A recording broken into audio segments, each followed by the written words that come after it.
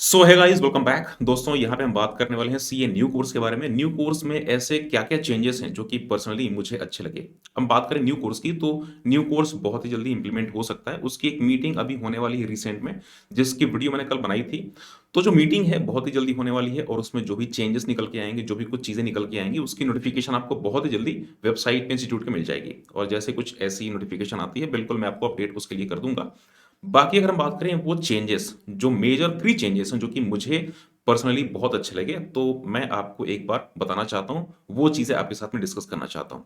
सबसे पहला चेंज जो कि मुझे बहुत अच्छा लगा, वो आर्टिकलशिप के ड्यूरेशन में। सर, ड्यूरेशन इंस्टीट्यूट ने इसको कम कर रखा है। अब 2 साल की आर्टिकलशिप आपको सीए कोर्स के ड्यूरेशन में करना पड़ेगा और उसके बाद सीए फाइनल्स के एग्ज़ाम्स आप देने के लिए एलिजिबल हो जाएँगे।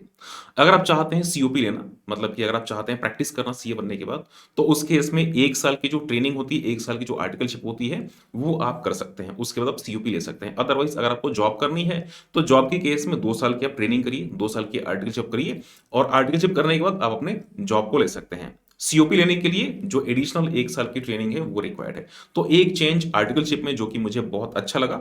आर्टिकलशिप में कुछ और भी चेंजेस करना रिक्वायर्ड है, जिसकी एक सेपरेट वीडियो मैं बनाने वाला हूँ और काफ़ी चेंजेस वो इम्पोर्टेंट है, तो उसकी वीडियो मैं एक सेपरेट बनाने वाला हूँ। उसको भी आप बिल्कुल देखिएगा। और आपने सब्सक्राइब नहीं कर रखा है, तो सब्सक्राइब कर लीजिए ताकि उसकी नोटिफ़िकेशन जैसे वीडियो पब्लिश होगी, उसकी नोटिफ़िकेशन आपको मिल जाएगी। तो सब्सक्राइब कर लीजिए and hit the bell icon. दूसरा चेंज जो कि मुझे बहुत अच्छा लगा, ये है restriction. Restriction number of attempts पे। बहुत सारे ऐसे स्टूडेंट हैं जो कि सीए कोर्स में ही फँसे रहते हैं।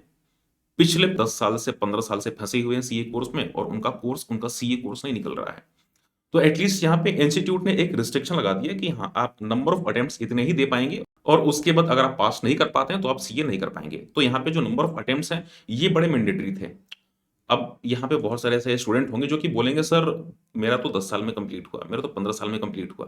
तो मैं 1-2% की बात नहीं कर रहा, वो 1-2% ही लोग हैं जिनका इस तरीके से 10 साल बाद, 15 साल बाद 15 अटेम्प्ट, 20 अटेम्प्ट में जाकर के क्लियर होता है। तो वो पेशेंस बहुत कम लोगों के पास में होता है। अदरवाइज़ अगर मैं नॉर्मली बात करूँ, तो अगर नंबर ऑफ अटेम्प्ट्स अगर आपके मल्टीपल हो जाते हैं, तो वही बुक पढ़ने में आपको दिक्कत आती है। आपको बोरियत नज़र आएगी।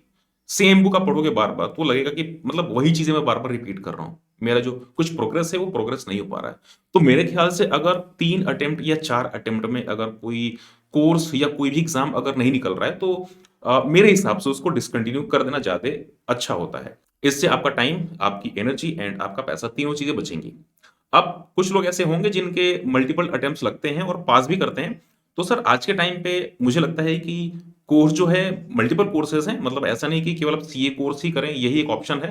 हाँ, अगर एक एम है कि मुझे सीए ही बनना है, तो उसकी बात अलग है। बट अगर आप जॉब की बात करें या अर्निंग की बात करें, तो इस सीए कोर्स के अलावा ऐसे मल्टीपल कोर्सेज़ हैं जो कि आप कर सकते हैं।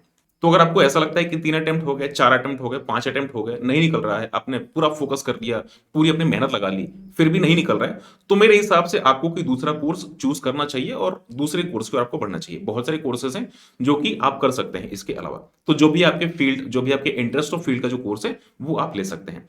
तो यहाँ पे नंबर ऑफ अटेम्प्ट्स लिमिट करके इंस्टीट्यूट ने काफ़ी अच्छा काम किया है, जिससे कि बहुत सारे ऐसे बच्चे हैं, बहुत सारे ऐसे स्टूडेंट हैं, जिनका टाइम बच जाएगा। तीसरा चेंज, एमसीक्यू बेस्ड पैटर्न। अब सर, एमसीक्यू बेस्ड पैटर्न से फ़ायदा ये हुआ, इसके पहले भी इंस्टीट्यूट ने कुछ सब्जेक्ट्स में लॉन्च किए थे, जो कि अभी करंट कोर्स है इसमें। तो जो थ्योरी सब्जेक्ट्स हैं, तो उसमें एमसीक्यूज़ हैं। लेकिन जो प्रपोज़्ड स्कीम होने वाली है, इसमें सारे सब्जेक्ट्स में एमसीक्यू बेस्ड पैटर्न रहेंगे। मतलब कि एमसीक्यूज़ आपको सारे सब्जेक्ट्स में मिलेंगे और इसमें नेगेटिव मार्किंग भी होगी। तो ये भी चीज़ें काफ़ी अच्छी हैं कि वही बच्चे पास कर पाएँगे जो कि इसके लिए रियली डिज़र्व करते हैं। तो इसमें नेगेटिव मार्किंग होगी और सारे सब्जेक्ट्स में आपको एमसीक्यूज़ मिलने वाले हैं, सारे सब्जेक्ट्स में। तो ये एक बहुत मेजर चेंज है। अब एमसीक्यू से फ़ायदा क्या है? इसके पहले आपने देखा था कि बहुत सारे ऐसे स्टूडेंट हैं, जिनके पेपर्स में कुछ गड़बड़ियाँ निकलती थी और उसके चलते बहुत सारे मेरे जैसे टीचर्स या और भी टीचर जो हैं, उन्होंने प्रोटेस्ट किया था और प्रोटेस्ट सक्सेसफुल एक तरीके से रहा। इंस्टीट्यूट ने काफ़ी चेंजेस भी करे और एमसीक्यू उसके बाद आया। यहाँ पे जो न्यू स्कीम आ रही है, जो प्रपोज़्ड स्कीम आने वाली है, इसमें जो एमसीक्यूज़ हैं, एमसीक्यूज़ अब सारे सब्जेक्ट्स में आने वाले हैं। 30% एमसीक्यूज़ सारे सब्जेक्ट्स में रहने वाले हैं, जिसमें नेगेटिव मार्किंग भी होगी। तो ये कुछ डेवलपमेंट्स हैं न्यू कोर्स में जो प्रपोज्ड स्कीम है इसमें, जो कि मुझे पर्सनली काफ़ी अच्छे लगे। हाँ, आपके भी सुझाव में कुछ ऐसे चेंजेस हैं जो कि आपको पर्सनली अच्छा लगा, आप प्लीज़ मुझे कमेंट करके बताइएगा।